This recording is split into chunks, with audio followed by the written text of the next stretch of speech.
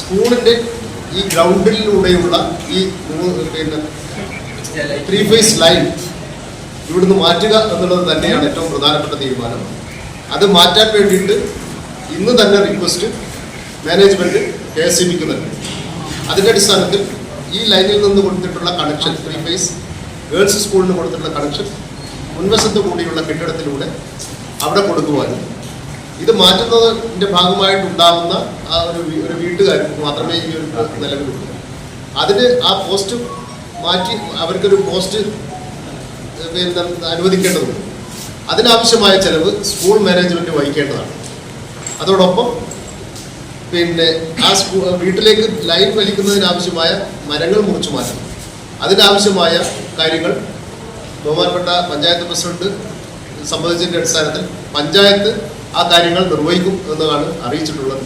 ഈ ലൈനുകൾ ഈ സ്കൂളിൻ്റെ മിഡിലൂടെ പോകുന്ന പ്രശ്നങ്ങൾ പരിഹരിക്കുക, മറ്റ് നിയമ നടപടികൾ, നിയമപരമായിട്ടുള്ള കാര്യങ്ങൾ, ഇപ്പോൾ പോലീസിൻ്റെ ഭാഗമായിട്ടുള്ള നിയമപരമായിട്ടുള്ള കാര്യങ്ങൾ പോലീസ് നിയമം അനുശാസിക്കുന്ന തരത്തിൽ ശക്തമായ രീതിയിൽ നടത്താൻ വേണ്ടിയിട്ടുള്ള നിർദ്ദേശം പോലീസിന് കൊടുത്തിട്ടുണ്ട്.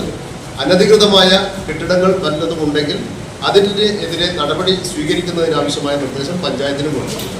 തീർച്ചയായും ഈ ഒരു 2-3 ദിവസം കൊണ്ട് തന്നെ ആവശ്യമായ നടപടികൾ പൂർത്തിയാക്കുമെന്ന് KSEBയും ഉറപ്പ് നൽകിയിട്ടുണ്ട്.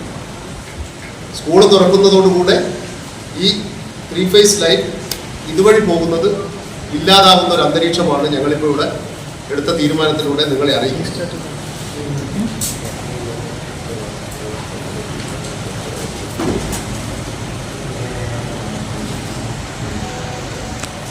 പഠനയോഗ്യമല്ലാത്ത ക്ലാസ് മുറികളുണ്ടെങ്കിൽ യാതൊരു തരത്തിലും അത്തരം ക്ലാസ്സുകളിൽ കുട്ടികളെ പഠിപ്പിക്കുന്നത് ഒഴിവാക്കണം എന്ന് തന്നെയുള്ള നിർദ്ദേശവും കൂടെ കൊടുത്തിട്ടുണ്ട്. കുട്ടികൾക്ക് കൂടുതൽ നല്ല അന്തരീക്ഷവും ഉണ്ടാക്കിയെടുക്കണം. അതോടൊപ്പം നമ്മുടെ കുട്ടികൾക്ക് ഇവിടെയുള്ള ഈ പിന്നെ നമ്മുടെ മരണപ്പെട്ടു പോയിട്ടുള്ള ആ കൊച്ചു കുഞ്ഞിൻ്റെ സഹപാഠികൾക്ക്, അതോടൊപ്പം അന്ന് ഈ സംഭവത്തിന് സാക്ഷികളായ കുട്ടികൾ, ഈ കുട്ടികൾക്കെല്ലാം കൗൺസിലിംഗ് നൽകുന്നതിനാവശ്യമായ നിർദ്ദേശം DCPOയ്ക്ക് നൽകിയിട്ടുണ്ട്. അതിൻ്റെ നടപടികളും എടുക്കും. ഇത്രയുമാണ് ഈ കാര്യങ്ങൾ നിങ്ങളെ അറിയിക്കാനുള്ളത്. ഈ തീരുമാനങ്ങളെല്ലാം തന്നെ ഞങ്ങളിവിടെ മിനിറ്റ്സ് ആക്കിയിട്ടുണ്ട്. ആ മിനിറ്റ്സിൽ ഞങ്ങൾ എല്ലാവരും തന്നെ ഒപ്പിട്ടിട്ടുണ്ട്. അടിയന്തര നടപടികൾ സ്വീകരിക്കാൻ വേണ്ടി തീരുമാനിച്ചു.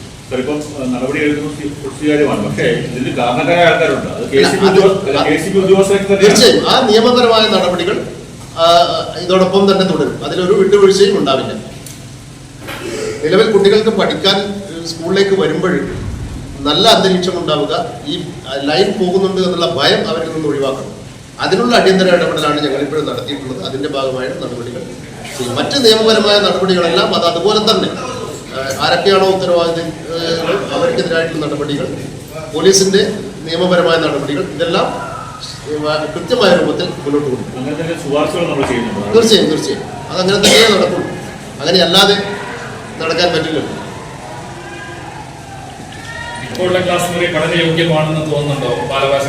അതാണ് ഞാൻ പറഞ്ഞത്. പഠനയോഗ്യമാണെന്ന് തോന്നുന്നില്ല.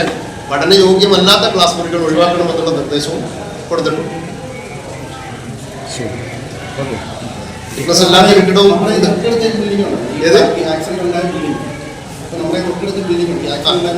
ബിൽഡിങ്ങിന്റെ ഇടത്തെ അക്ഷത്ത് ഇനി അറ്റത്തായിട്ട് ഒരു 50 ബിൽഡിംഗ് അതാ ശ്രദ്ധിച്ചായിരുന്നു. അടുത്ത് ഈ ആക്സിഡന്റ് ഉണ്ടായ ബിൽഡിംഗ് ഉണ്ട്. ആ ബിൽഡിങ്ങിന്റെ അങ്ങേ അറ്റത്ത് ഇപ്പോഴത്തെ സ്റ്റാഫ് റൂമാണ്. ആ സ്റ്റാഫ് റൂമിന് ചേർന്ന് അതാണ് പറഞ്ഞത്.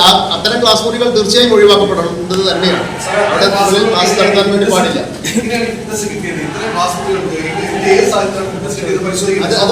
അത്തരം കാര്യങ്ങൾ പരിശോധനയുടെ വിട്ടുവീഴ്ചയുമല്ല. പിന്നെ തീർച്ചയായും അത്തരം കാര്യങ്ങളിൽ വിട്ടുവീഴ്ചയൊന്നും ഉണ്ടാവില്ല.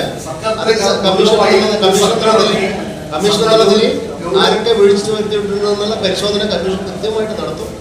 അതിന് പുറമെയുള്ള കാര്യങ്ങളുണ്ട്. അതിനോടൊപ്പം അടിയന്തരമായി പരിഹരിക്കപ്പെടേണ്ട വിഷയമാണ്. കുട്ടികളുടെ ഭയം മാറ്റാനുള്ള അടിയന്തരമായി പരിഹരിക്കേണ്ട വിഷയമാണ് ഞങ്ങൾ ഇപ്പോഴും ഇവിടെ തീരുമാനമെടുത്തിട്ടുള്ളത്. ബാക്കിയുള്ള എല്ലാ കാര്യങ്ങളും അത് അതുപോലെ തന്നെ നിയമപരമായ നടപടികളും ഔദ്യോഗിക തലത്തിലുള്ള നടപടികളും എല്ലാം അത് അതുപോലെ തന്നെ തുടരും.